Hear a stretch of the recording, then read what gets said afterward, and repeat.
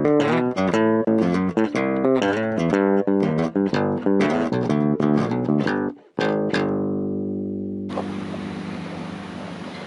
in my hometown, the city of Brainerd again.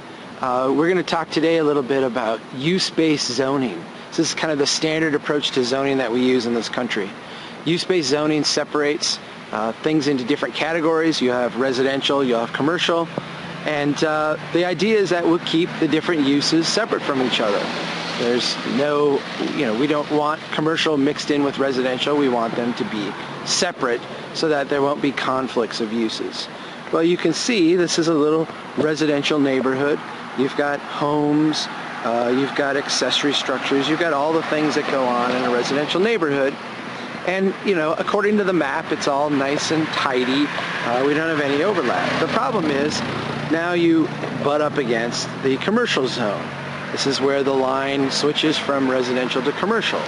And not only do you have a lot of traffic here, not only do you have kind of high volumes and high speeds of traffic on this commercial street, but all of these houses now have to look at dumpster land.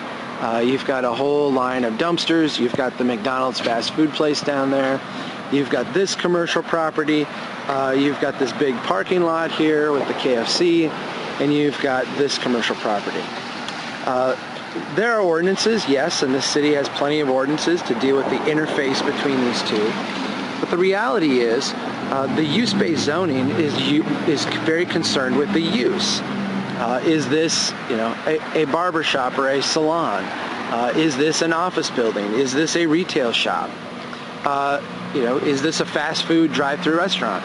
Yes, that's what the ordinance concerns itself with. Are these residences? Yes, that's what the ordinance concerns itself with. It doesn't concern itself with the interface of these structures with the public realm, and it doesn't concern itself with the interface of these structures between each other, beyond a modest kind of screening compatibility thing that obviously is not doing very much. I can't think of anyone who would like to look out their front door, and even if these dumpsters weren't here, look at this wall along the side of the building. This makes no sense at all. It's very disrespectful to these properties across the street. And, there's a lament here that we're not getting enough investment in this neighborhood, that all we can get are a bunch of low-class renters. Well, I think we could argue about the class of renters, but it's very true that you're not going to get great investments on the right side of the road here when we allow the left side of the road to treat the public realm in such a disrespectful way. Use-based zoning was an experiment that began in the early 1900s. It has run its course and needs to go away.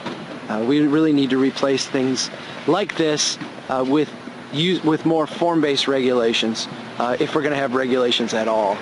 Get rid of these horrible use-based zoning codes that don't really protect anyone's property value except for the new, well-heeled, well-established place.